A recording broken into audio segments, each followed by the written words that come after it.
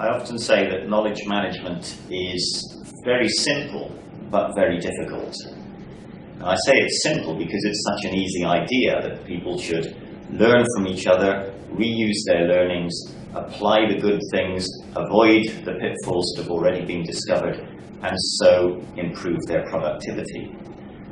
But it is really difficult because it's all about people, and people are hard to work with.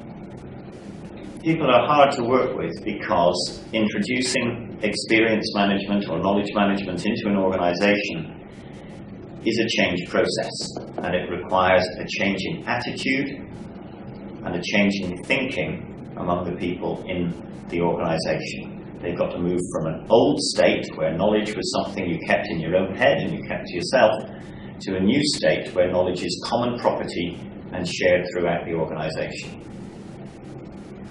And there are barriers to that change. There are some real mental barriers that make it difficult. There's the not invented here syndrome, which means I don't trust other people's knowledge as well as I trust mine. There's the I haven't got time to do this, which really translates into I'm not giving this priority because none of us have enough time. And the third is I'm a little bit uneasy about asking because it might show that I don't know what I'm doing. So how do we help people get over these mental barriers? I think the first thing to do is to introduce the experience management framework. The roles, so that everybody knows their own accountability. The processes, so that they know how to share experience and how to gain the experience of others.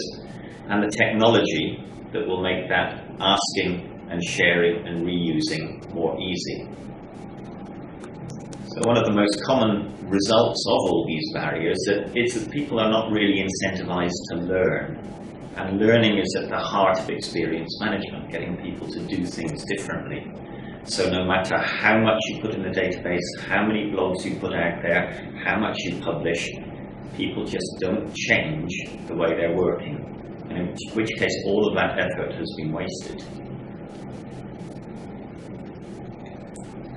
But even the best roles, the best processes, the best technologies don't make people want to learn. You also have to put in a level of governance. And the governance sets the leadership expectations that now learning and reusing knowledge and experience becomes an expectation. They put in the training and the support so that people know how to use the tools and the technologies. And then they recognize and reward the people who are good learners, good sharers, and particularly good reusers of organizational knowledge.